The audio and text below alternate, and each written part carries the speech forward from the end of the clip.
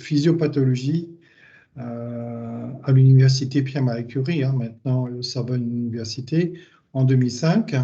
Et après, elle est allée à Columbia travailler dans le domaine de néphrologie et avant rejoindre l'Institut européen de l'expertise en physiologie en 2011 en tant que directrice scientifique.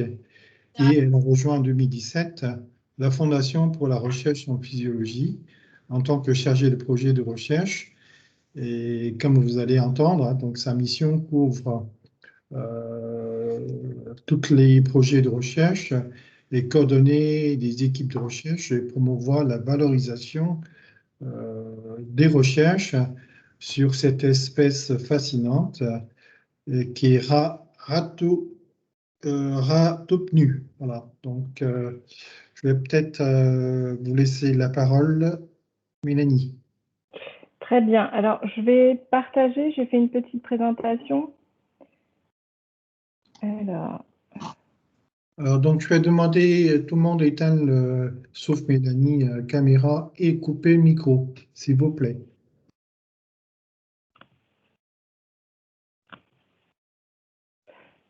Alors, hop.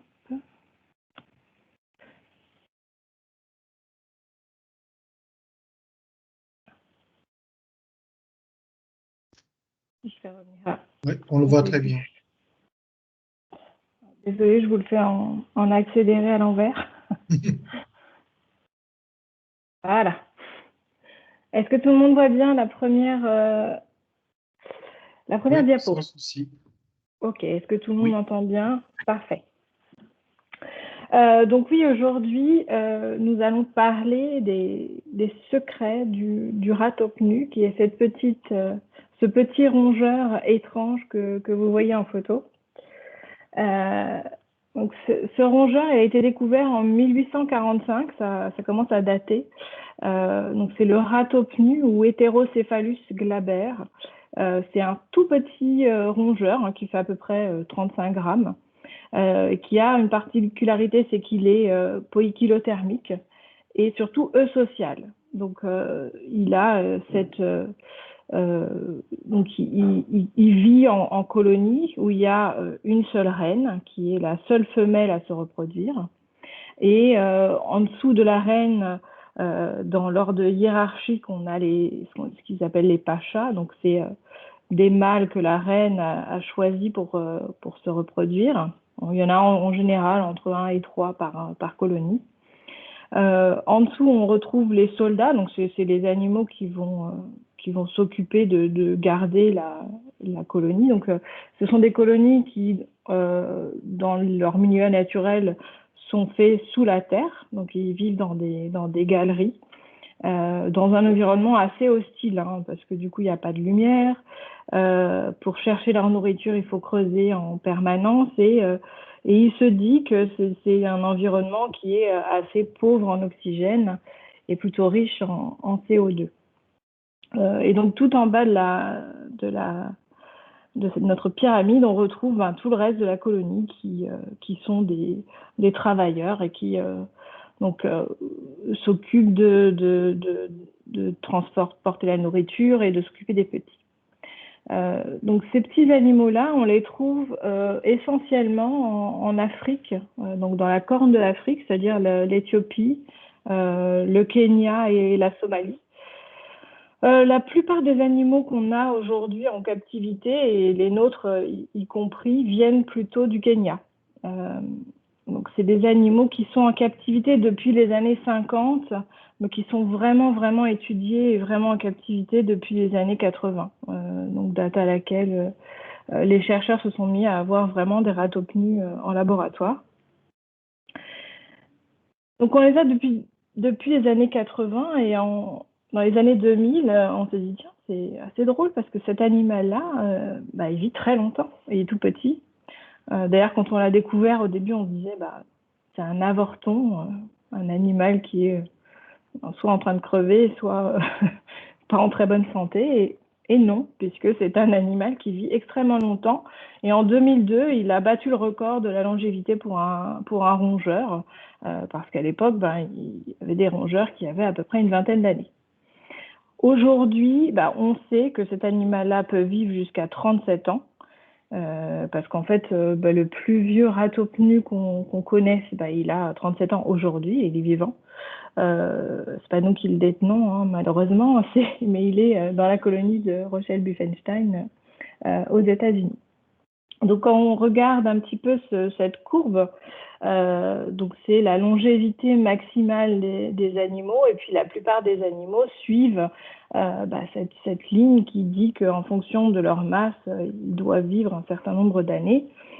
Et on voit que le ratopnu, contrairement à la souris, c'est un outlier, de la même façon que l'homme, qui aussi est un outlier.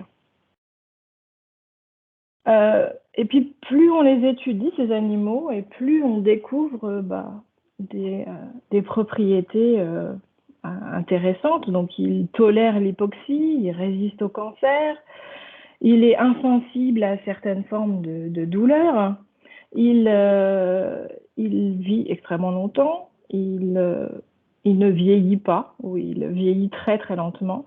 Il résiste aux maladies qui tuent communément les hommes, hein, les maladies cardiovasculaires, les maladies neurodégénératives, il ne connaît pas, et il résiste au stress oxydant.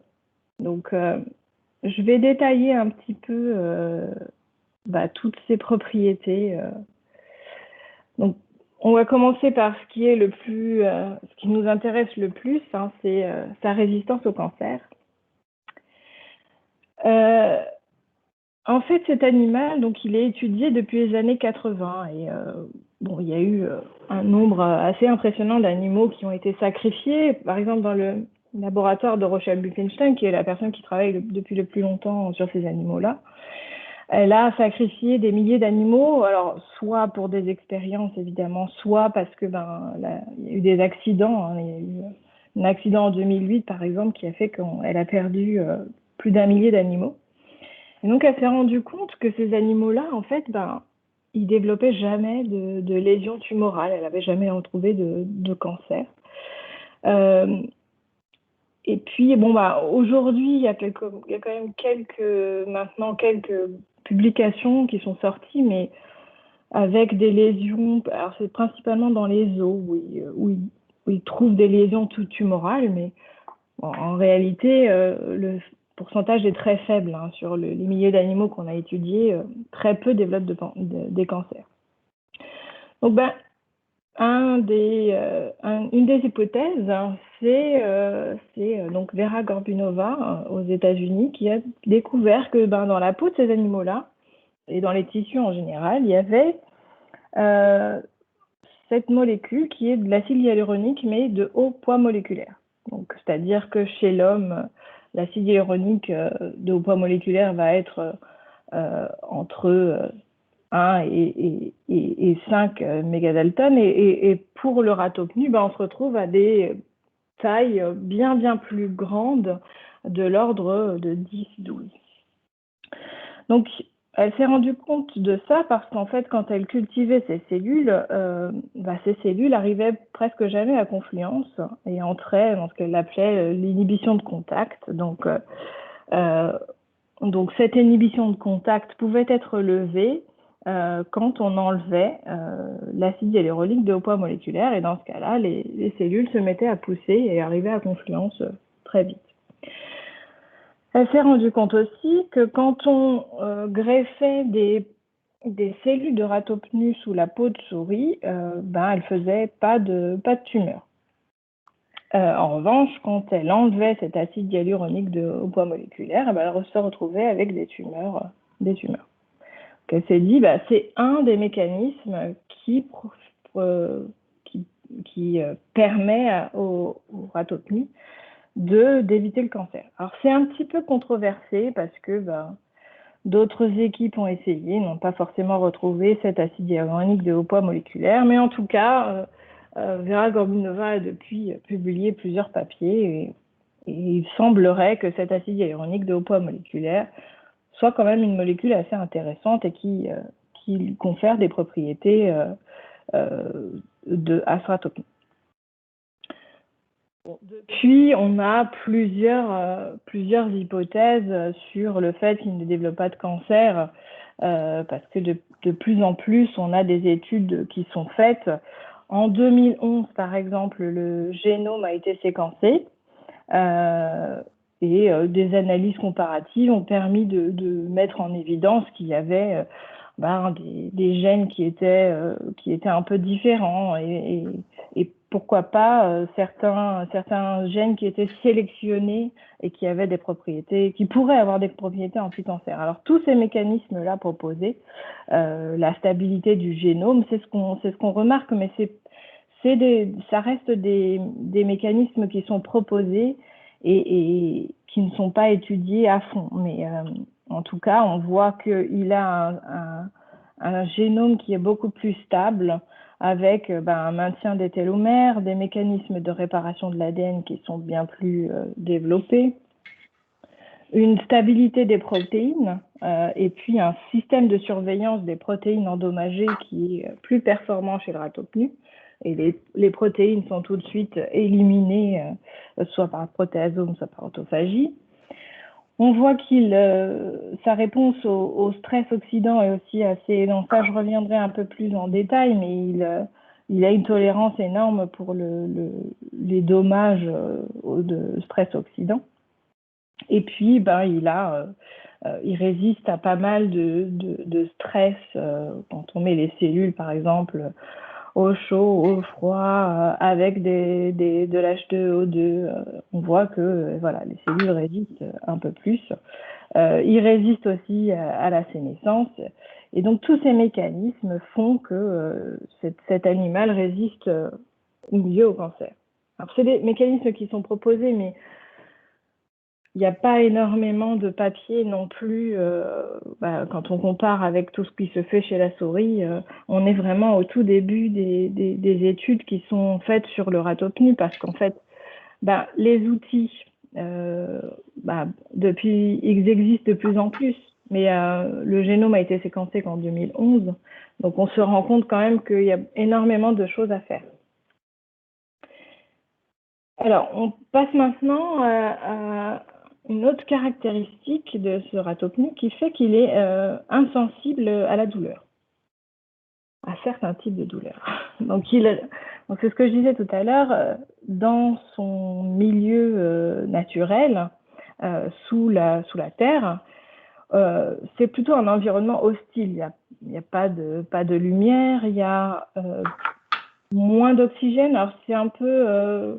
Aujourd'hui, c'est un peu décrié, ce ne serait pas aussi bas que ce qu'on imagine, mais on peut imaginer que quand il est dans les nids, ils sont tous les uns sur les autres pour garder un peu cette chaleur. Dans ces nids-là, il y a très certainement moins d'oxygène et beaucoup de CO2. Et donc, on s'est dit, tiens, on peut peut-être étudier la réponse aux différents types de douleurs. Et donc, plusieurs études, notamment des études faites par Gary Lewin en Allemagne, ont montré que cet animal, il résistait très bien aux douleurs acides, à la capsaïcine. Il n'était pas très sensible aux douleurs d'inflammation. Et puis, il n'avait pas du tout d'hyperalgésie. Et puis, il était aussi insensible à la douleur du froid. Donc, en étudiant un petit peu plus en avant, on se rend compte que il manque certains neuropeptides, donc la substance P et le peptide lié à la calcitonine, qui fait que il résiste à ces douleurs. Des études aussi, regardant un petit peu l'expression des gènes, ont montré qu'il y avait un variant spécifique de ce gène NAV 1.7, ce qui lui conférait une insensibilité au stimulus acide. Et puis voilà, il y a aussi une tropomyosine qui qui n'était pas présente chez le rat top nu et qui l'empêche de ressentir l'hyperalgésie à la douleur, à la chaleur. Si on passe maintenant à la résistance aux maladies cardiovasculaires, donc il y a des études qui ont montré que ce rat top nu, il avait une fonction cardiaque impec pendant presque toute la durée de sa vie, avec un cœur qui bat très lentement, une contractilité cardiaque de repos et une réserve cardiaque très, très grande. Donc, ils ont fait des études en fait en fonction du temps et on voit que ce cœur en fait ne présente pas d'anomalie cardiaque au cours du temps, donc pas d'hypertrophie des cardiomyocytes, pas d'augmentation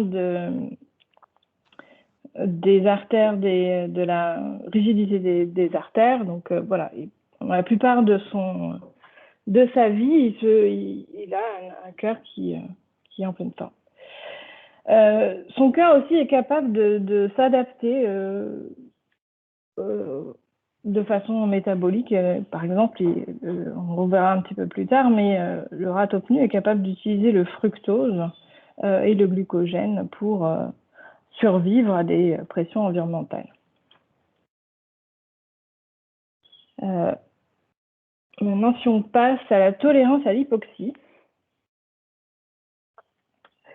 donc il y a des études qui ont été faites sur, comme on sait que dans les galeries, il y a peu d'oxygène, ils ont développé des fonctions pour contrer ces conditions d'hypoxie. Donc on voit, je l'ai mis là, à 15% d'oxygène, à 10% d'oxygène ou même sans oxygène, on se rend compte que les neurones de rat top nu pouvaient maintenir une transmission synaptique très longtemps quand on compare aux neurones de souris. Et peuvent même arriver à survivre à des périodes d'anoxie carrément pendant 30 minutes. Donc ça, c'était in vitro. Mais si on passe in vivo sur l'animal entier, eh ben, on se rend compte que le rat top nu survit à l'hypoxie. Donc si on met que 5% d'oxygène, le rat top nu va survivre très très très longtemps, pendant des heures. Et il va même survivre si on enlève complètement l'oxygène. Donc il va survivre, là c'est pendant 18 minutes. Donc si on enlève totalement l'oxygène, la souris elle va mourir tout de suite et puis le rat top nu va vivre pendant 18 minutes. Alors, une des caractéristiques qui lui permet de faire ça, c'est qu'il est capable de switcher son métabolisme et d'utiliser non plus du glucose, mais du fructose pour produire de l'énergie dans un environnement où il n'y a pas du tout d'oxygène. Donc là, on s'est rendu compte que il y avait un rôle important de IF1 alpha. Donc on regarde IF1 alpha, il est très exprimé dans beaucoup des organes du rat top nu par rapport à la souris. Et si on inhibe IF1 alpha, eh ben, on se rend compte qu'il y a une augmentation de la mort cellulaire des cellules de rat top nu lorsqu'il y a de l'hypoxie. Donc c'est un des mécanismes qui a été étudié. Si on passe maintenant à la tolérance de ce rat top nu pour l'oxydation. Donc quand on regarde le rat top nu et qu'on compare à la souris, là on a pris une souris jeune et un rat top nu jeune. Donc 0,3 ans pour 0,3 ans pour la souris équivaut à peu près à 2 ans chez le rat top nu. Et on se rend compte que il a beaucoup plus de stress oxydant. Quand on regarde la peroxydation des lipides, elle est plus élevée. Quand on regarde les dommages à l'ADN, pareil, c'est plus élevé. Quand on regarde les protéines carbonylées, on a aussi une élévation chez le rat au pneu. En revanche, quand on regarde, donc c'est plus élevé chez le rat au pneu jeune, et par contre, il n'y a pas une augmentation au cours du temps. C'est-à-dire qu'on va rester sur à peu près les mêmes niveaux tout au long de sa vie. Alors, quand on regarde les dommages aux protéines, donc là, on a deux exemples de protéines qui sont carbonylées et qui sont malgré tout beaucoup plus actives chez le rat au pneu que chez la souris. Donc, on montre bien que malgré cette oxydation de départ, le rat au pneu vit une vie très longue et extrêmement tolérant à ce stress oxydant. Est-ce qu'il a pour compenser des systèmes antioxydants plus développés? Il semblerait que non, parce que si on regarde par exemple le sélénium, qui est un antioxydant important, il est beaucoup moins important chez le rat au pneu que chez la souris, dans quasi tous ses organes. Ce qui serait dû, si on regarde la séquence d'une glutathione peroxydase, on a un codon stop qui apparaît. Donc en fait, cette absence de sélénium serait due à cette déficience en glutathione peroxydase. Donc il a beaucoup de stress oxydant, il n'a pas de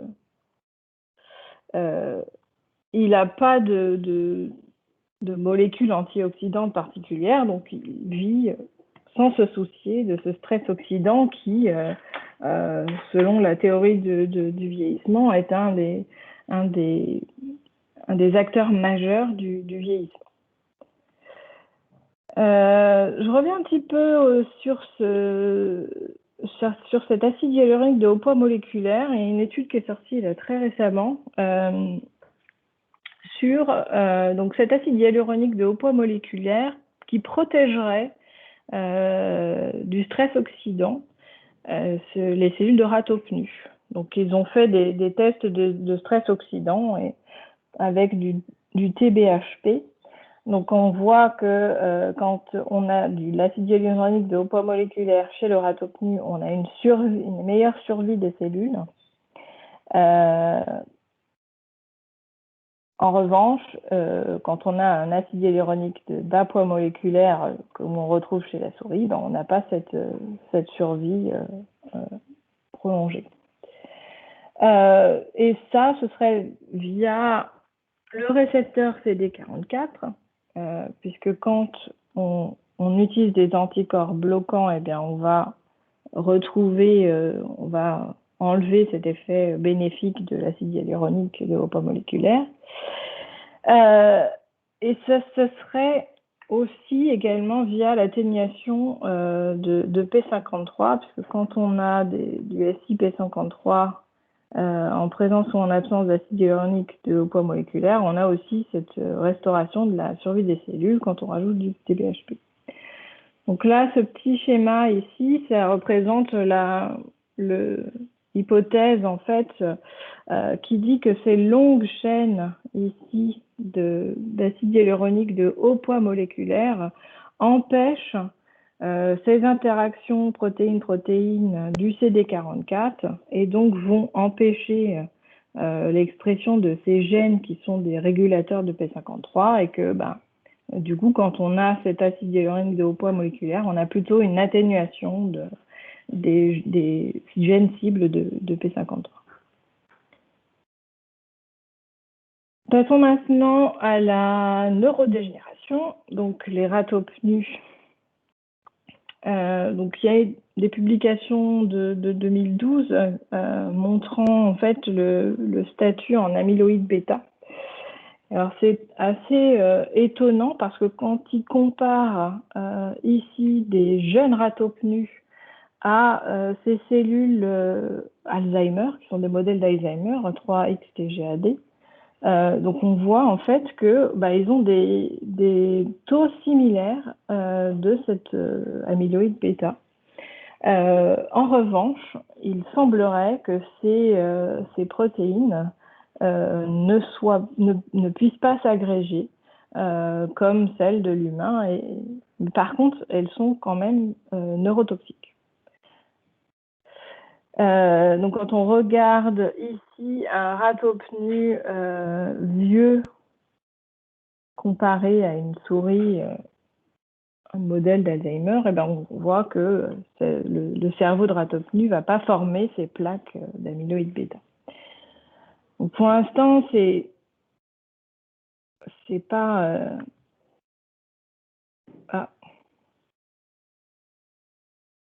Est-ce que vous voyez toujours mon écran? Parce que là, Oui. On voit l'écran, mais on ne voit pas défiler. Ah, ça défile plus là? Non, ça ne défile pas. Alors. Essayez de sortir plein d'écran et revenir, peut-être.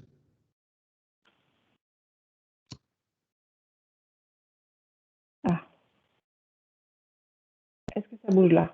Oui, ça bouge. Voilà. Alors, maintenant, on fait un petit point sur ce qui se passe en France. Puisque depuis 2016, nous avons la chance d'avoir des ratopnus en France. Donc, on a fait venir, grâce à une collaboration avec le professeur Jenny Jarvis. Donc, Jenny Jarvis, à savoir que c'est une chercheuse de l'université de Cape Town qui travaille sur les ratopnus depuis les années 80, même les années 70 d'ailleurs, même bien avant. C'est une des premières personnes à avoir travaillé sur le ratopnu. Et donc, elle est partie à la retraite et elle a donné toutes ces colonies à différentes équipes. Et nous, on a récupéré donc les 2 dernières colonies.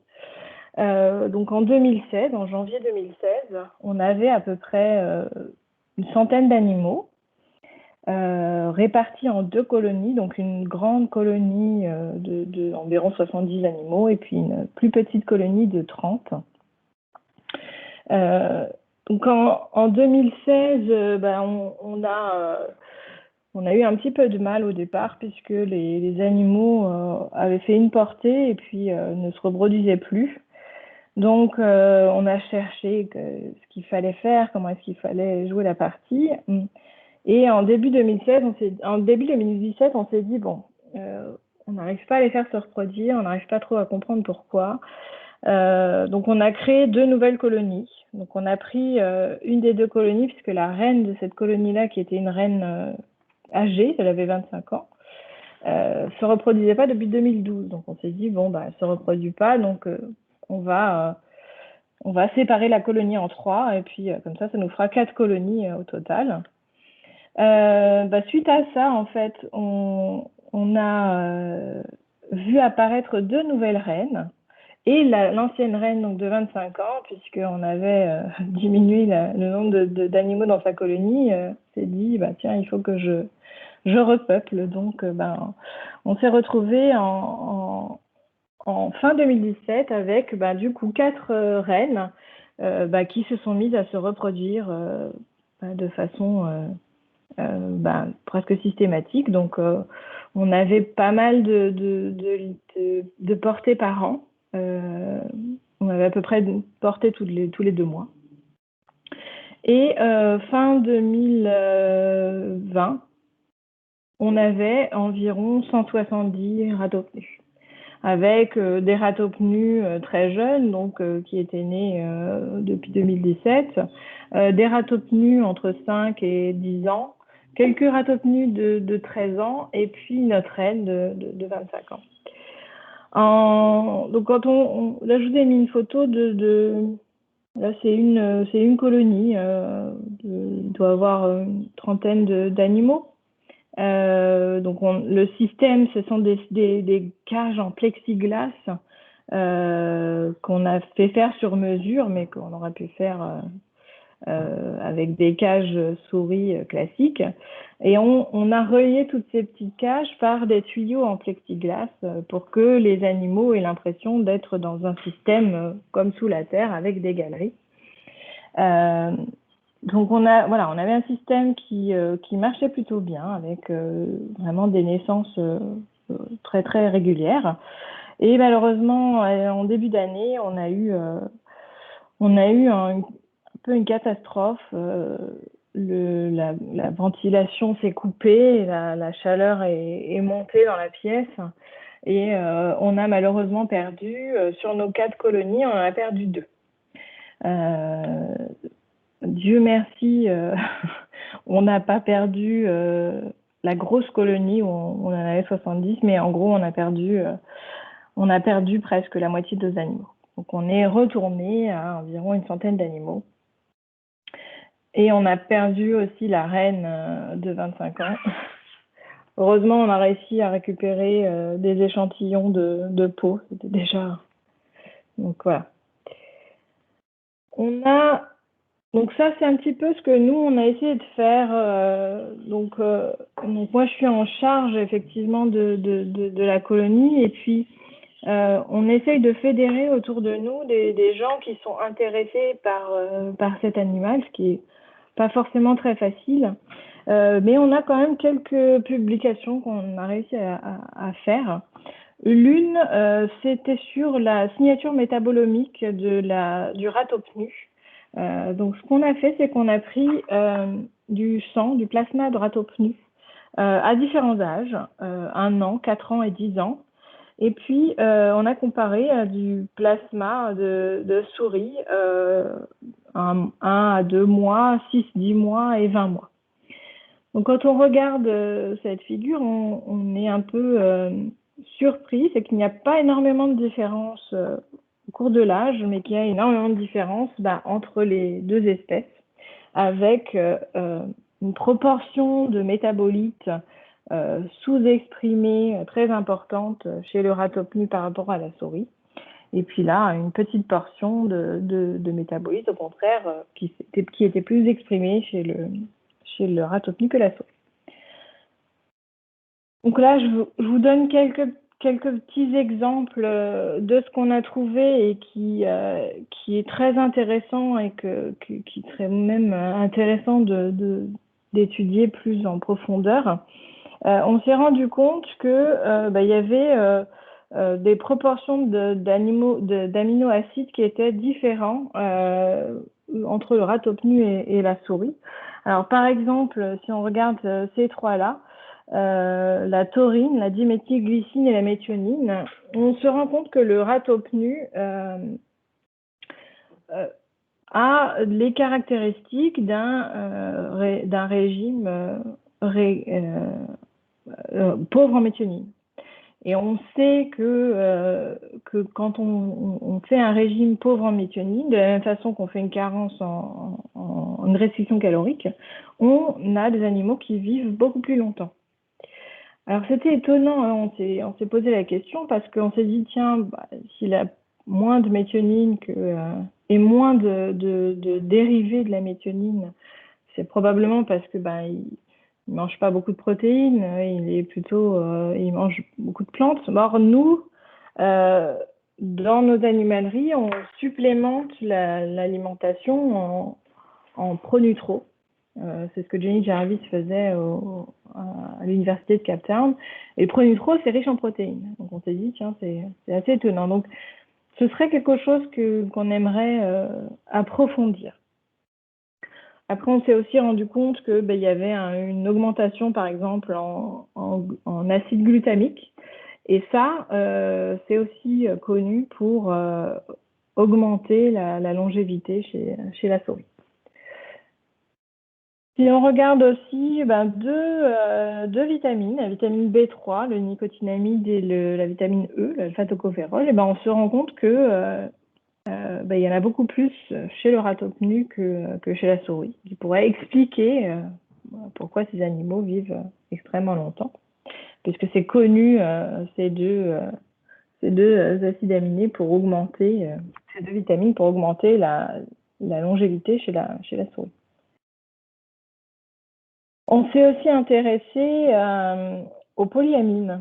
On s'est rendu compte que plusieurs polyamines étaient élevées chez le ratopnu, et quelque chose d'assez étonnant et qui nous intéresse aussi, c'est la spermidine.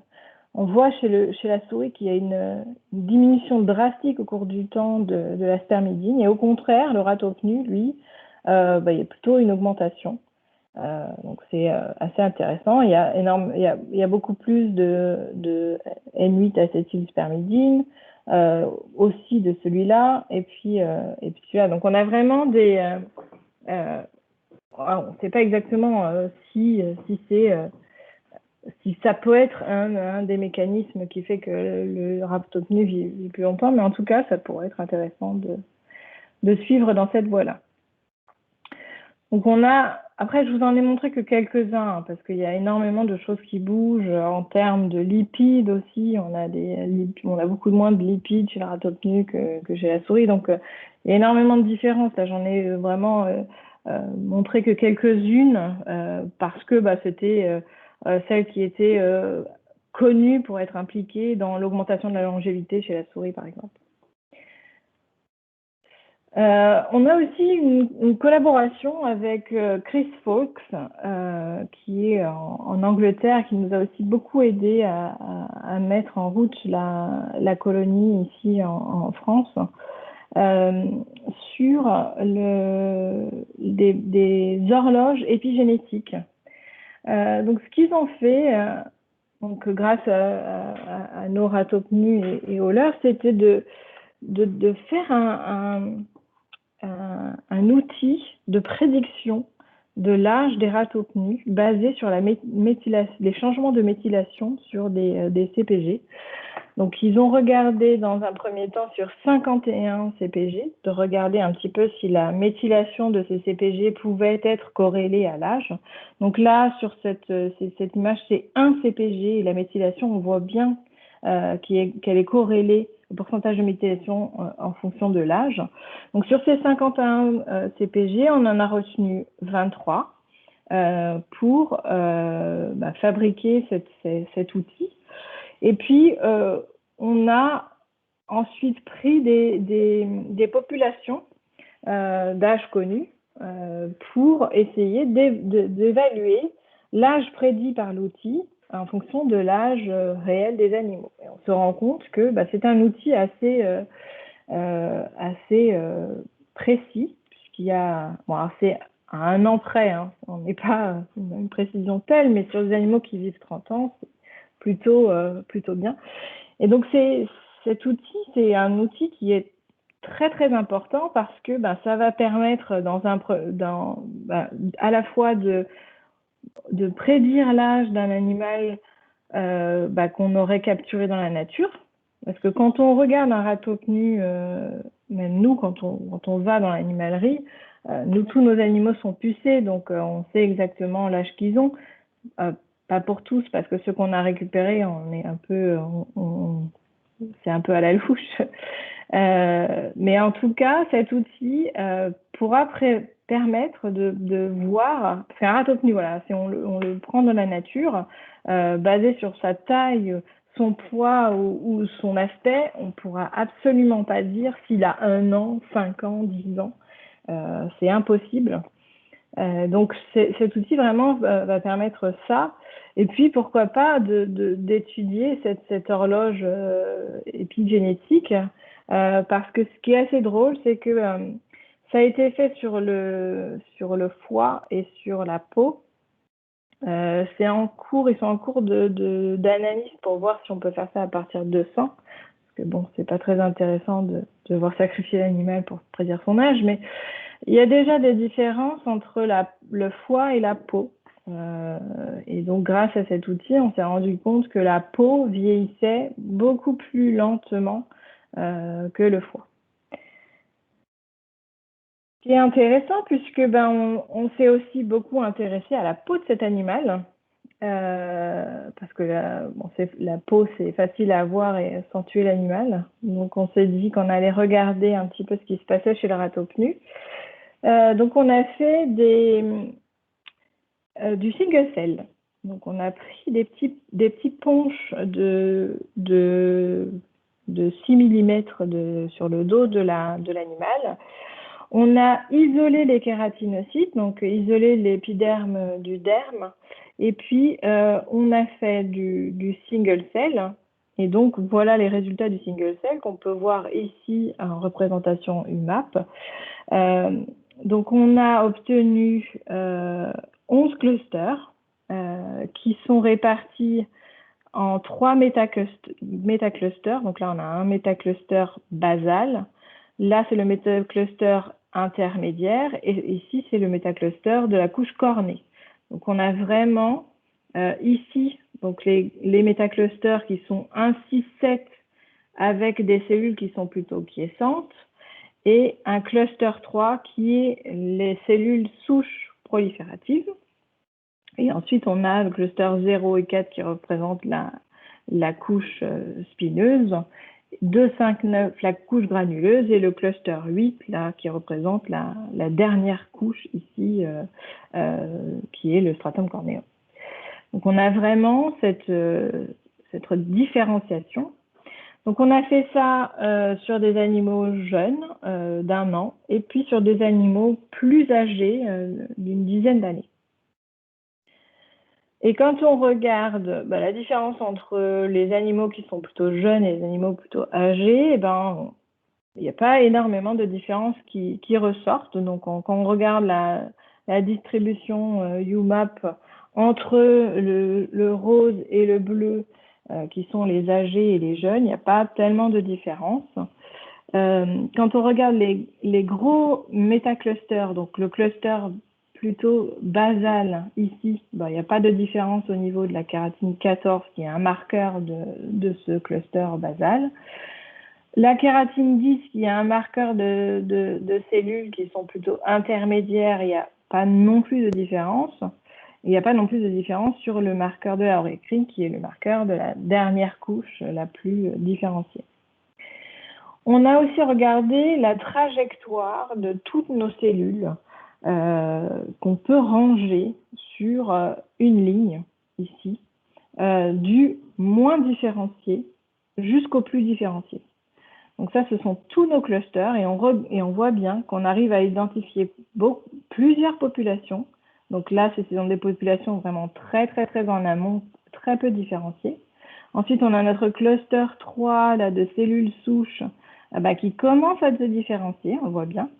Là, on a les 2 clusters de la couche spineuse qui sont vraiment un petit peu plus différenciés.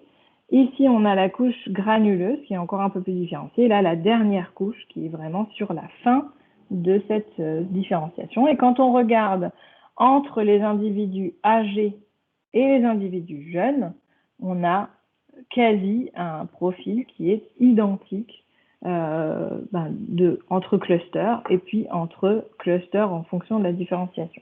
Donc, on n'a vraiment pas vu de différence au niveau de la peau sur les individus entre 1 an et 10 ans. On s'est aussi intéressé à la peau en termes de cicatrisation.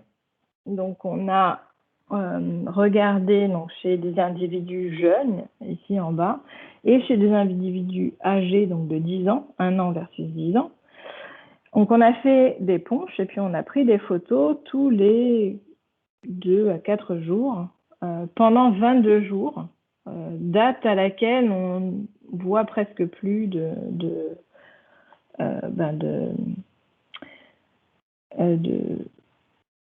cicatrices en fait.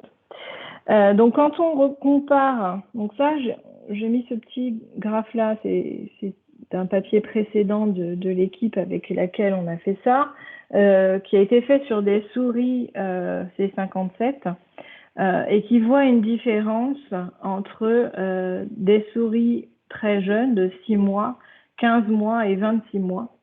Donc on voit que les très jeunes cicatrisent très très bien, et par contre les middle age à 15 mois et les âgés à 26 mois cicatrisent avec un petit délai. Or, nous, chez nos animaux, entre les jeunes ici en bleu et les âgés, on a même l'impression que les âgés cicatrisent un peu plus vite.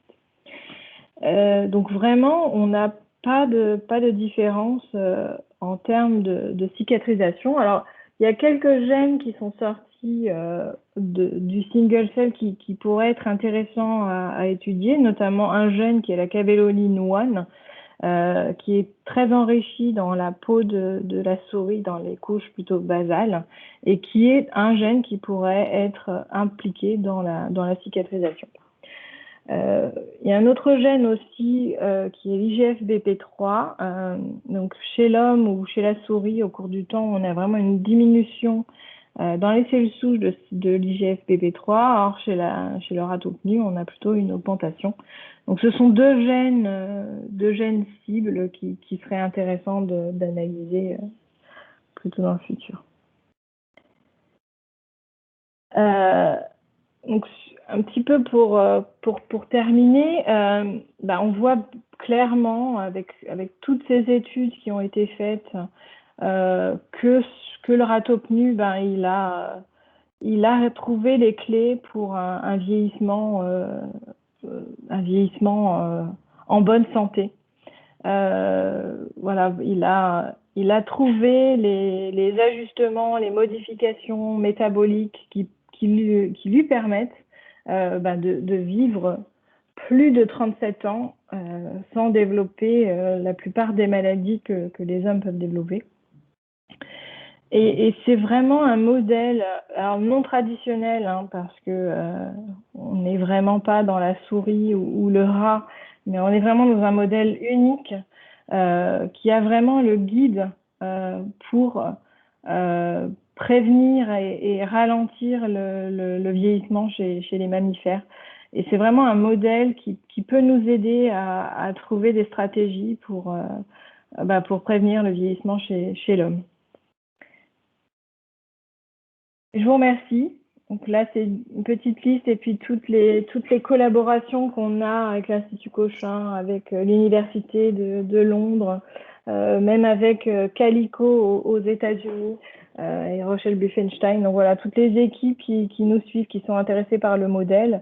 Et évidemment, on serait très, très intéressé d'avoir d'autres collaborations avec l'un d'entre vous. Merci beaucoup. Merci beaucoup Mélanie pour cet exposé fascinant. Je salue donc le professeur Friedlander qui nous a rejoint. Je suis sûr qu'il y a plein de questions. Bonjour à tous. Donc, je suis sûr qu'il y a beaucoup de questions. Donc, je laisse nos collègues de poser. Je précise aussi, l'audience n'est pas uniquement composée des chercheurs, il y en a aussi le directeur scientifique de Parc Zoologie de Vincennes, donc Alex Lécu, et Michel Saint-Diam, le directeur de ménagerie du muséum, et d'autres collègues. Parfait. Je répondrai à vos questions avec plaisir. Alors, vous levez la main, comme ça, pour que je puisse vous donner...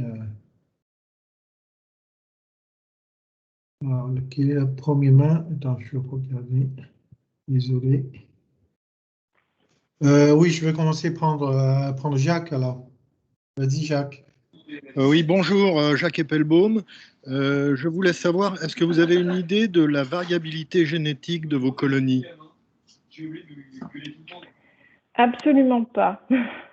On aimerait. Je sais simplement que les colonies viennent d'un seul endroit qui est au Kenya, sur le site de Meru, mais voilà, on n'a pas étudié ça. Mais ça pourrait être très intéressant de le faire. Deuxième question qui me vient un peu. Vous avez montré la hiérarchie sociale chez les ranus, taupes, qui ressemble étonnamment à celle du laboratoire Mecadev d'ailleurs. Je voulais savoir s'il y a une relation avec le vieillissement, ou plutôt la longévité des animaux. Alors absolument, il y a des études qui montrent que par exemple la reine vit plus longtemps que ses subordonnés. Et notamment des études sur l'épigénétique. C'est de quel ordre?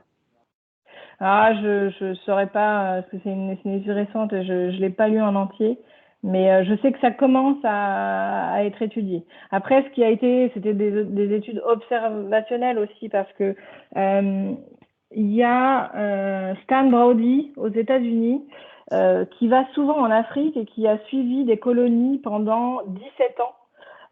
Et il s'est rendu compte que la plupart des ratopnus dans la nature mouraient entre 2-3 ans. Alors plus parce qu'ils étaient mangés par des prédateurs qu'autre chose. Mais et en revanche, la reine, c'est la reine qu'il a réussi à suivre pendant 17 ans. Donc on sait qu'il y a quelque chose. D'accord, merci beaucoup. Oui, mais elle est protégée, la reine. Elle est protégée, c'est ça. Mais il y a aussi des mécanismes épigénétiques, donc c'est pas que ça. D'accord, et dans vos études de métabolomique ou de DNA méthylation, est-ce que vous avez tenu compte de ce type de facteurs ou... Alors non, nous justement on a fait en sorte de prendre des mâles, plutôt des mâles non reproducteurs pour nos études, pour qu'il n'y ait pas de variation de cet ordre-là.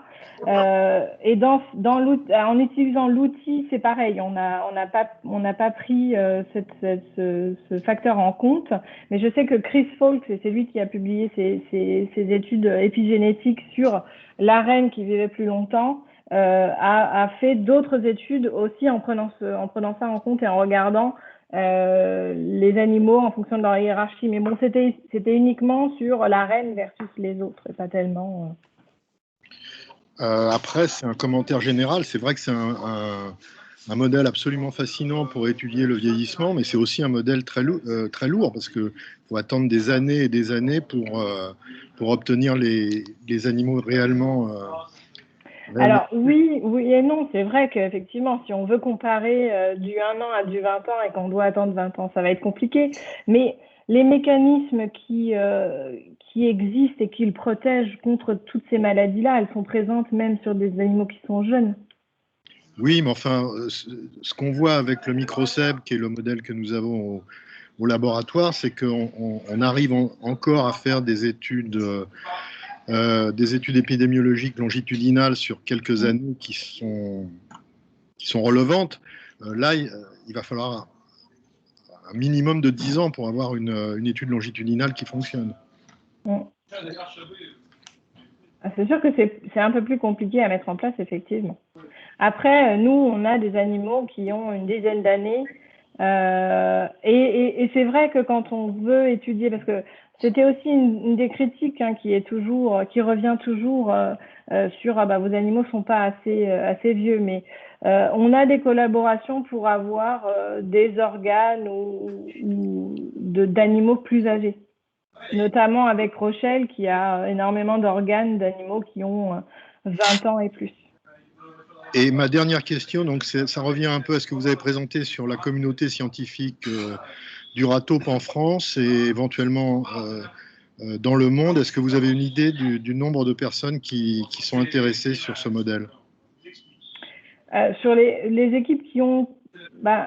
nous, on en a pas mal qui viennent nous voir ou même qu'on sollicite parce que les gens ne savent pas forcément qu'il y a du ratopnie en France.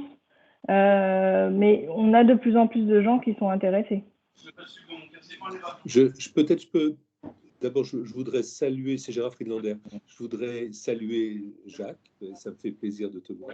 Mais pareillement, Gérard, pareillement. Et d'ailleurs, je te vois pas. Voilà, je vais réparer cette injustice. Je sais, j'ai beaucoup changé, Jacques. Tu m'aurais pas reconnu, Gare Saint-Lazare, mais voilà. Tu as toujours les mêmes. Moi, je dirais que la communauté du ratopnu à travers le monde, c'est moins d'une centaine de personnes. D'accord. Oui. Il y a 10 équipes actives, il y a 3 équipes très actives aux États-Unis. Il y a celle de Vera Gorbunova qui est toujours à Rochester, New York. Il y a Rochelle qui est maintenant un peu âgée. Et puis il y a l'équipe de Gladitchev qui a participé, plus que participé au séquençage du génome et qui a mené le consortium.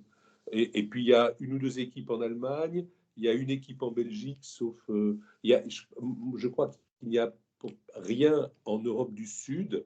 Il y a en Israël des gens qui travaillent non pas sur le râteau PNU, mais sur un autre râteau qui est Spalax, qui lui, il n'est pas nu, il est poilu, mais aussi qui s'en servent comme modèle de vieillissement.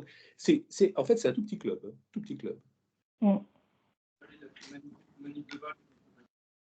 Merci pour ces précisions. Et vraiment encore bravo pour ces travaux. Mais à nouveau, je pense que plus on est de fous, plus on rit. On serait ravis d'entamer des collaborations. Alors, ton point est évidemment parfait, Jacques. Je pense que si on n'a pas des readouts un peu plus précoces que juste des études longitudinales, on va souffrir. C'est tout à fait évident. Mais le but, c'est de voir si on peut... Rien ne remplace une vraie étude longitudinale, mais est-ce qu'on peut trouver des survivances? Ça, c'est sûr. Merci beaucoup. Merci, Jacques. Merci. Jean-François? Oui, bonjour Jean-François Rioux. Donc, je voulais vous féliciter pour votre présentation. J'avais lu à l'époque, il y a assez longtemps, la publication sur le génome effectivement du râteau nu. Et j'avais quelques petites questions qui étaient intéressantes concernant justement votre modèle au niveau de la pyramide. Est-ce que, bon, il y a la reine et il y a les différents individus, et en fait, est-ce que vous reproduisez les mêmes strates d'individus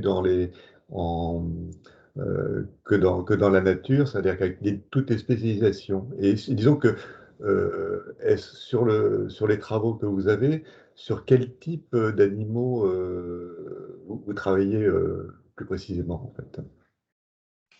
Alors, on reproduit, bon, ça c'est un petit peu difficile c'est difficile d'identifier par exemple les travailleurs de ceux qui vont garder la colonie, puisque nous on n'a pas ce genre d'individu, puisqu'il n'y a pas de de prédateurs dans on voit, parce que en fait, donc on a des tuyaux qui font 5 cm de diamètre, et dans ces tuyaux, en fait, tous les râteaux PNU vont passer, et quand ils se rencontrent, on sait lequel est dominant et lequel est dominé, puisque l'un va passer au-dessus de l'autre. Donc ça, on sait qu'il y a des hiérarchies, parce qu'il y en a qui passent systématiquement, la reine par exemple passe systématiquement au-dessus de tout le monde. Après, je ne saurais pas vous dire avec précision tel individu, il fait partie de telle sous-catégorie. Voilà, c'est une question intéressante, parce que ça sous-entend effectivement la question de la longévité entre les différentes strates de la colonie. Oui, parce qu'en fait, il y a ceux qui sont reproducteurs, ceux qui ne le sont pas. Voilà. Alors les femelles, c'est plus facile parce qu'il n'y a que la reine qui se reproduit. Donc les études sur les femelles sont plus faciles à faire que les études sur les mâles, par exemple, parce qu'on a du mal quand même à différencier les mâles dominants des mâles non dominants. On arrive quand même à les reconnaître, mais on ne peut pas savoir à 100%, quoi. Et donc, c'est une question que je pose. Est-ce que vous avez constaté, ou est-ce qu'il a été constaté dans différents groupes sur ces râteaux, des différences de longévité en fonction à part la reine, effectivement, qui vit très longtemps, je crois, jusqu'à 37 ans. Oui, mais là, non. Je ne saurais pas répondre à votre question parce que ça n'a pas été fait. Voilà. Je n'ai pas là comme ça en tête d'études avec ces différentes strates. C'est sûr que la reine, elle est plus étudiée que les autres, et que commence à sortir des études montrant qu'elle vit plus longtemps que les autres. Mais la longévité en fonction des strates, ça, il n'y a pas d'études. D'accord. Deuxième petite question que je voulais... Est-ce que vous avez pu établir des modèles cellulaires, effectivement, de ces animaux, donc? Alors, Ou quelqu'un... oui et non. Alors, oui, parce qu'on a un modèle de fibroblaste qui marche très très bien, qu'on arrive à reproduire. Aujourd'hui, on a essayé de faire des kératinocytes de ratopnu, mais là on se casse les dents complètement parce que pour l'instant on n'a pas craqué le code, donc on ne sait pas. On arrive à avoir des cellules qui poussent, qui sont en bonne santé, mais après passage 1, tout le monde est mort. Donc on n'arrive pas à avoir un milieu qui est suffisamment riche pour ces cellules-là. Alors, on a plusieurs pistes, mais c'est une étude qui est en cours et pour l'instant on n'est pas capable. Après, il y avait une étude de Vera Gorbunova disant « Oh là là, c'est impossible de faire des cellules immortalisées puisque on n'est pas capable d'immortaliser les cellules. » Or là, en 2020, est sortie une publication d'un mec en Angleterre, Ewan Smith, bon bref, qui a réussi à faire des lignées de cellules à partir de différents organes. Donc ça pourrait être très très très intéressant d'avoir effectivement des lignées de cellules de différents organes. Et ça nous intéresse. Et pour religner de fibroblastes, ce sont des fibroblastes immortalisés ou des fibroblastes primaires. Primaires, donc donc là je suis un petit peu naïf parce que je n'ai pas étudié. Donc est-ce qu'il y a un phénomène, il n'y a pas de phénomène de sénescence pour ces fibroblastes Non, on étudie ça, mais il y a une crise à un moment donné, à passage 7, où les cellules arrêtent complètement de pousser, mais elles sortent de crise et ensuite elles repartent. Donc c'est un mécanisme de stase, genre stress Ouais. oxydatif en fait. Hein, donc, Voilà, mais pas vraiment de sénescence, parce qu'on les a passés pour le fun jusqu'à passage 40 et on doit immortaliser d'une façon ou d'une autre. Mais la question juste pour compléter, la question de la sénescence est évidemment une question centrale, enfin qui nous intéresse beaucoup et l'une des pistes qu'on aimerait beaucoup explorer rapidement maintenant est la question de savoir si le ratopnu a une manière de se débarrasser des cellules sénescentes plus efficace que les autres animaux. Ça, c'est vraiment, je pense, une question importante parce que ça ouvre sur la possibilité que des sénolytiques naturels pourraient être à l'œuvre. Le deuxième point, juste pour compléter la lignée, nous avons essayé de fabriquer des IPS en collaboration avec une équipe de Toulouse, si ma mémoire est bonne, qui avait publié des IPS de différentes espèces. Et pour l'instant, ça n'a pas abouti. Il y a un papier chinois sur des IPS de ratopnu. Bon. Qui ne seraient pas des vrais IPS pour l'instant. Voilà. Mais ce serait tout à fait intéressant d'en avoir, évidemment. Écoutez, je vous remercie encore pour ces précisions et ce séminaire très intéressant. Je repasse la parole. Merci Jean-François. Michel? Oui, bonjour, je suis Michel Saint-James, je suis le directeur de la ménagerie, mais je suis potentiellement intéressé, comme le Parc zoologique de Paris, par la présentation à nos publics de Rataupe. Mais je suis également chercheur et je travaille depuis 30 ans sur un modèle oiseau pour lequel on a le pédigré depuis plus de 15 générations sur aujourd'hui des dizaines, voire des centaines de milliers d'individus. Pour une espèce sauvage dans laquelle la sélection sexuelle est très très forte, puisque c'est une espèce à structure de lek, l'Outardoubara pour ne pas la citer. Et depuis plusieurs années, on a associé à nos études sur la sélection sexuelle et sur la viabilité de la semence, puisqu'on travaille par insémination artificielle, la problématique de vieillissement. Et donc la balance entre la sélection sexuelle, la production spermatique, la production d'œufs pour les femelles, et puis donc cette problématique de vieillissement.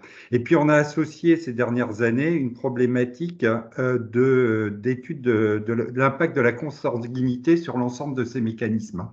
Et donc, dans votre présentation, ben, je retrouve un modèle où il y a il y a un petit peu tout ça, puisque vous avez une reine, on ne sait pas qui c'est qui la fertilise. Est-ce qu'il y a un choix du partenaire? Ce choix du partenaire se fait par rapport à quoi? Par rapport à l'âge de l'individu, ou ça peut être aussi par rapport à des problématiques en relation avec l'hétérozygosie. Et donc, il y a quelqu'un qui a posé une question tout à l'heure, juste après la première question, qui était sur est-ce que vous avez un suivi de la consanguinité à l'intérieur de vos colonies? Vous avez répondu que non. Et je pense que ça serait possible d'avoir une idée, puisque en plus vous avez séquencé l'ensemble du génome, en regardant par des marqueurs de génétique moléculaire et de pouvoir avoir l'hétérozygosie de chacun de vos individus, enfin des marqueurs d'hétérozygosie ou d'homozygosie, et qui permettrait d'avoir des idées de la consanguinité. Voilà. Donc je pense qu'il y aurait des choses extraordinaires à faire là-dessus. Alors oui, ça c'est un mythe qui est aussi sur le ratope-nu. On s'est toujours dit, ben c'est sûr que ces animaux-là, ils sont consanguins. Or, c'est des animaux qui vivent quand même extrêmement longtemps et qui restent avec le même partenaire. Donc, je pense pas que la consanguinité existe vraiment, d'autant que dans la nature, on sait qu'il y a des animaux qui sont ce qu'ils appellent je me rappelle plus comment ça s'appelle, les disperseurs. En fait, c'est des animaux qui sortent de la colonie et qui vont aller dans une autre colonie. Donc en fait, c'est comme ça que se fait le brassage génétique. Je ne suis pas sûre que la reine, par exemple, se reproduise avec ses petits. Non, mais mais ce serait intéressant de le faire. Hein. Je suis votre point, mais en tout cas, je ne suis pas sûre que nos animaux soient consanguins. Mais je doute pas qu'il y ait des évitements de la consanguinité dans le milieu naturel, mais en revanche, dans vos colonies, je pense qu'elles commencent à devenir un petit peu endogames quand même. Ouais, en fait, une reine reste reine. Oui, on a récupéré des colonies, par exemple, qui avaient été faites en 2008. Donc, les paires ont été faites en 2008, et je pense que depuis 2008, la reine se reproduit avec le même ou les mêmes 3 ou 4 mâles. Voilà, donc ça fait 12 ans qu'ils sont avec le même. Voilà. Oui, et la longévité réduit le nombre de générations et donc la consanguinité. Voilà. Du coup, je ne pense pas que les nôtres soient consanguins. Après, ça pourrait être tout à fait intéressant à étudier. Hein. Je pense que ça pourrait. Donc, par rapport à la question de Michel, juste pour savoir, vous disiez que la plupart des colonies viennent de Cape Town. Est-ce qu'il existe un monde, par exemple aux États-Unis ailleurs, qui viennent d'une autre origine? Alors, en Allemagne, je sais que l'équipe de Thomas Hildebrandt, ils ont des animaux qui ne sont pas issus des colonies de Jenny Jarvis. Parce que en réalité, toutes les colonies dans le monde sont issues des colonies de Jenny Jarvis. Rochelle Buffenstein, qui aujourd'hui a 5000 ratope-nus, sont tous issus des campagnes de capture qui ont été faites dans les années 80 sur deux sites, Mtito et Meru au Kenya. Donc la plupart des colonies qui existent dans le monde sont issues de ces deux campagnes de capture, Mtito et Meru. Par contre, je sais que Thomas Hildebrandt lui-même a été capturé des ratope-nus qui sont donc différents et d'un fond génétique différent. Est-ce qu'entre les labos que vous connaissez très bien, comme c'est une petite communauté, vous avez aussi un programme comme dans les zoos d'échange? Non, on n'a pas. Alors, nous, on collabore beaucoup avec Rochelle Buffenstein, donc, qui est prête à nous envoyer 200 ratope-nus pour reconstituer les colonies. Et c'est ce que je vous disais, ce serait intéressant d'avoir une colonie ou deux colonies propres qu'on pourrait mettre aux zoo de Vincennes ou dans les autres parcs zoologiques. Mais mais votre point est très bon, parce que ce serait intéressant probablement Oui. d'avoir un programme d'outbreeding C'est ça. Absolument. pour redynamiser le. Exactement. Ouais. Ouais. Et de suivre Ça pourrait être envisageable parce que nous, on connaît Thomas Hildebrandt et ça pourrait être envisageable de faire effectivement un espèce d'échange de ratopnies. Oui. OK, sur le même sujet, je sais que Alexis peut-être a d'autres questions. Alexis? Bonjour, merci beaucoup pour cette présentation qui était vraiment passionnante. Ça donne envie vraiment de présenter cet animal au public. Et en fait, c'est juste un commentaire, c'est qu'il se trouve qu'on travaille nous aussi beaucoup avec Thomas Hildebrandt et son équipe. L'IZW a un fort point de travail avec les parcs zoologiques et personnellement, je connais très bien Thomas et Robert Hermès et tous les gens qui sont dans son unité. Donc, on est tout à fait favorable à reproduire ce que nous, effectivement, on fait avec nos plans d'élevage européens en parc zoologique et à faciliter des échanges de ratopnus entre les labos. Donc, c'est juste que le monde est petit et il se trouve que là, vraiment, c'est des gens avec qui on travaille vraiment très, très souvent, chaque année, et on fait des interventions ensemble, quoi. Donc, Super. Ouais. Voilà, c'était juste pour ajouter ça. Ça refait encore une connexion de plus. C'est ça. Ce que vous savez probablement, c'est que le ratopnu est très à l'honneur aux zoos de Singapour, puisqu'il y a des représentations en carton-pâte de ratopnus géants dans le zoo, et ils montrent des colonies, et ils ont des colonies qui sont extrêmement appréciées du public. Il y a toujours du monde devant les colonies de ratopnus. Oui, on a fait un petit benchmark des zoos en Europe et aux États-Unis qui présentent cette espèce. Et il y a effectivement plusieurs parcs, des présentations qui sont souvent assez similaires d'ailleurs. C'est mettre tous les types de tuyaux après qui sont derrière des paysages en faux rochers, mais en fait le principe est souvent le même. Mais oui, Oui, à Amsterdam, ils ont un truc très joli où on a l'impression que c'est une coupe de la Terre et on les voit évoluer. Et à San Diego aussi, me semble-t-il, qu'ils ont un truc très sympa. San Diego et Disney, qui ont fait ça aux États-Unis. Merci beaucoup en tout cas. Merci à vous. Merci Alexis. Marie-Stéphanie? Oui, bonjour. Bonjour. Stéphanie Froideau, je travaille sur les hormones thyroïdiennes et le vieillissement et le métabolisme. Et donc, je voulais savoir justement, vous avez parlé que ces animaux étaient doués de flexibilité métabolique, en fait, qui pouvaient switcher très rapidement en fonction de l'environnement. Et je voulais savoir si ça avait été étudié en profondeur, si on savait quels étaient les mécanismes ou pas du tout. Non, pas du tout. Ça n'a pas du tout été étudié en profondeur. Non. Mais ça, ce serait vraiment très, très intéressant de le faire d'ailleurs. Parce qu'il y a qu'une étude en fait où ils n'analysent pas vraiment. Ils montrent qu'il y a une augmentation du fructose chez le ratopnu. Nous, on l'a vu aussi. On a fait quelques petites analyses où on voit vraiment qu'effectivement, il y a, contrairement à la souris, le ratopnu est capable de switcher et d'utiliser le fructose.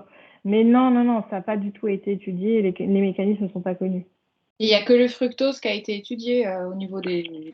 Et le glycogène dans le cœur aussi. Il est aussi capable d'utiliser le glycogène. Alors, nous, c'est assez drôle, mais ça s'arrête là. C'est simplement des observations qu'on a vues. Quand on a fait le métabolome, on se rend compte que il y a plein d'autres sucres qui sont très, très, très exprimés chez le ratopni par rapport à la souris. Donc voilà, mais c'est juste des observations. Pour l'instant, on n'a pas été plus en profondeur. D'accord. Et au niveau endocrinien, sur les hormones du métabolisme, qu'est-ce qu'on sait chez ces animaux? Je sais qu'il y a quelques études, me semble-t-il, de Chris, mais là, je ne saurais pas rentrer dans le détail. C'est pas... Mais je peux vous envoyer des papiers si jamais vous êtes intéressé. D'accord. C'est moins notre partie. Merci en tout cas. C'était très, très intéressant. Merci. J'avais vu une main de Nicolas. Nicolas, tu es toujours là? Oui. Oui, je suis là, pardon.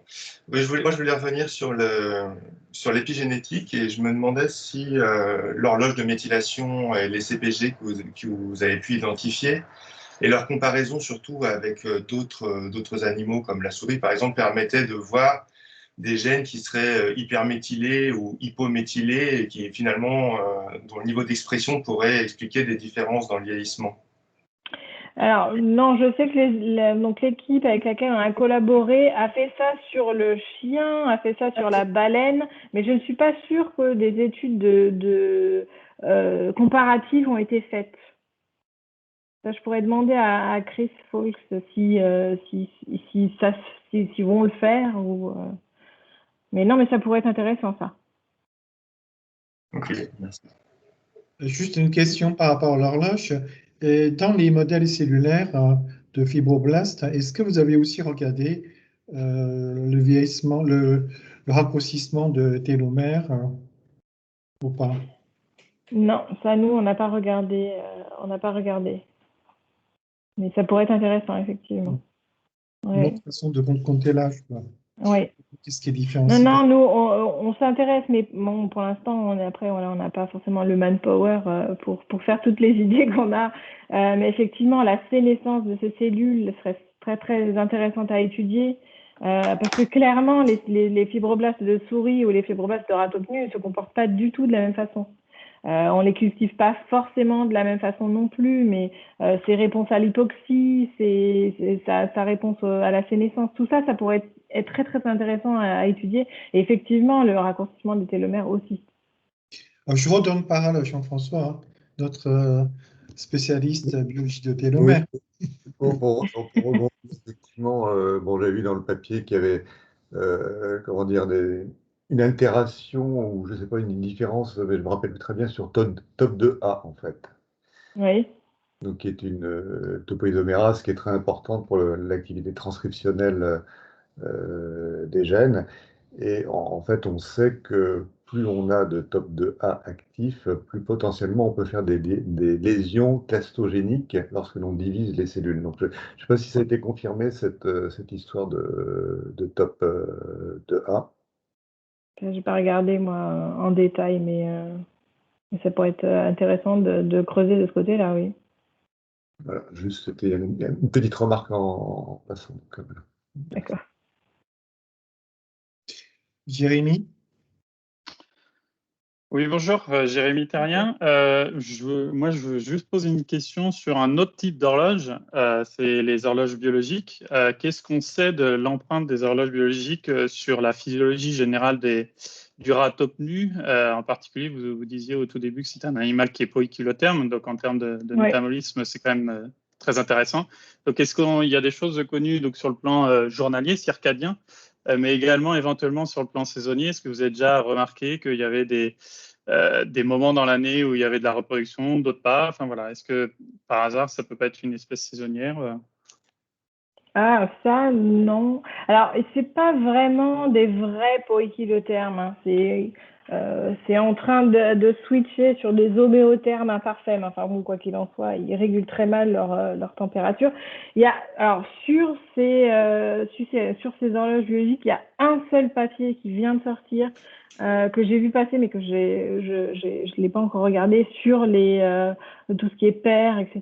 Il y a un seul papier. Il n'y a rien d'autre. Et non, on n'a pas vraiment de remarqué de saisonnalité. On avait, quand on avait nos 4 colonies, une portée à peu près tous les 2 mois entre les reines qui tournaient. On ne sait pas exactement comment ça se passe. Faut savoir quand même que les ratopnus, ils ont une gestation qui est plus longue aussi parce que c'est 70 jours. Donc voilà. Après, il y a aussi le fait que c'est pas dans la nature, donc ils n'ont pas forcément toute la place qu'ils veulent. C'est pour ça que notre reine de 25 ans, où on avait une petite colonie de 30 animaux, où on les avait mis dans 4 boîtes séparées, peut-être que le manque de place faisait qu'elles ne se reproduisaient plus. Parce que du coup, comme on a séparé et elle avait plus que 10 animaux, c'est à ce moment-là qu'elle s'est mise à se reproduire. Donc, et sur le plan circadien, puisque donc c'est une espèce qui vit sous terre, donc sans signal. il y a un système circadien qui est en place. Si. Voilà. Et dans ouais. l'animalerie, ils sont dans le noir constant. Enfin, comment est-ce qu'ils Alors, sont maintenus? Bon, ils voient pas, hein. C'est des animaux qui voient éventuellement les flashs de lumière. Ils sont maintenus dans le noir quasi tout le temps, sauf quand les animaliers viennent pour faire les soins aux animaux. D'accord. Voilà. Merci. Et on a des lampes infrarouges, donc ils ont une espèce de petite lumière quand même.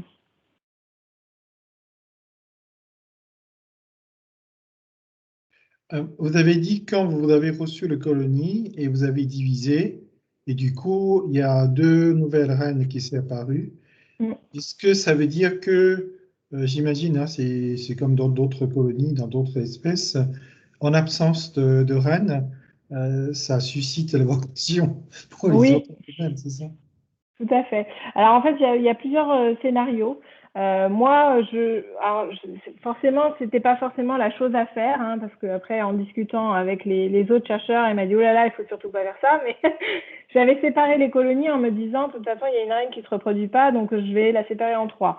Ce qui s'est passé, c'est que dans une des colonies, une reine est apparue et tout s'est passé de façon très paisible. Elle est devenue reine, elle a fait des petits et puis elle a vécu sa vie de reine. Sauf que dans la dernière colonie, en fait, vu qu'il y avait plus de reines, et ben toutes les femelles se sont mises à se battre ensemble et il y a eu pas mal de morts. Donc après, j'ai appris que en fait, la meilleure façon de faire des colonies, c'est de prendre un mâle et une femelle et voilà, de les forcer. Enfin, on l'avait fait ça avant et ça n'avait pas marché, donc je me suis dit que j'allais changer ma stratégie. Bon, en même temps, ça a marché quand même, hein, mais donc voilà. Après, une reine n'est pas reine toute la vie. À savoir que une reine reste reine environ 15 ans. Ou dans le cas de la colonie que j'avais faite, où une reine est apparue en tuant à peu près tout le monde, elle a fait une portée et puis une autre reine a eu une vocation et puis donc elle a tué la reine et elle a pris sa place. Elle a fait une portée et puis une troisième s'est dit ah oui mais moi aussi je pourrais peut-être être reine, donc elle a tué la reine en place et et au final celle-ci est restée puisque il restait plus que des petits. Il n'y avait plus personne à tuer. D'accord. Est-ce qu'il y a une étude comparer la reine, pour le même âge biologique, la reine, donc procréatrice, et une autre femelle du même âge? Oui. Non, pas à ma connaissance. Je crois qu'ils n'ont pas fait ça. D'accord. Ok. Et j'imagine, il n'y a jamais eu de ratopnue obèse? Si, on arrive à les... Ouais, si. Ils font même une forme de diabète, certains. En fait, alors pas nous. Quand même. On arrive à voir. Oui, mais alors il fait du diabète, mais en fait, ça lui fait rien. C'est Rochelle Buffenstein qui m'a dit ça une fois. Elle a un animal qui a du diabète, mais il vit très bien et il vivra. Il est déjà très âgé, donc en fait, il s'en fiche. Il vit avec le diabète, c'est tranquille. Non, nous, on a eu des petits soucis au début parce que on a un peu tâtonné pour savoir ce qu'il fallait leur donner à manger. Alors, au début, ils étaient un peu trop gros, donc on a coupé un peu la nourriture. Après, ils étaient un peu trop maigres. Après, on a trouvé le bon équilibre, donc là, ils sont parfaits. Mais par exemple, Rochelle Buffenstein a eu un problème un jour d'humidité dans les cages. L'humidité n'était pas assez élevée et du coup, en fait, pour compenser, puisqu'ils ne boivent pas avec des biberons, les animaux se sont mis à manger et elle s'est retrouvée avec des animaux qui étaient très gros. Jusqu'à ce qu'elle résoudre le problème et ils sont revenus à la normale. Mais ils avaient une espèce de cou énorme avec du gras. Voilà. Vous avez montré dans une expérience qu'en fait, il y a pas mal de dommages à l'ADN et pourtant, ils ne développent pas de cancer ou d'autres pathologies. Vous avez regardé aussi, et dans tout ce que vous avez fait en génomique, est-ce que les gènes impliqués dans la réparation sont plus activés ou pas? Oui. La réparation à l'ADN est beaucoup plus importante chez le ratopnu. D'accord, c'est intéressant parce que on a des collègues qui travaillent sur une autre espèce beaucoup plus petite, mais qui est increvable, tardigrade, hein, Ah oui. notamment regardé sur la capacité de réparation de l'ADN. Non, non. Au musée, on a plein d'espèces, modèles non conventionnels. Je pense que c'est très intéressant. Alors, comme on approche de 1h30, hein, donc, afin de limiter le dégât de l'hypoglycémie, donc je pense qu'on va s'arrêter là. Ce qui est très clair, c'est qu'il y a beaucoup de sujets menés au muséum hein, qui sont et aussi d'expertise qui sont complémentaires hein, du consortium actuel de la communauté autochtone.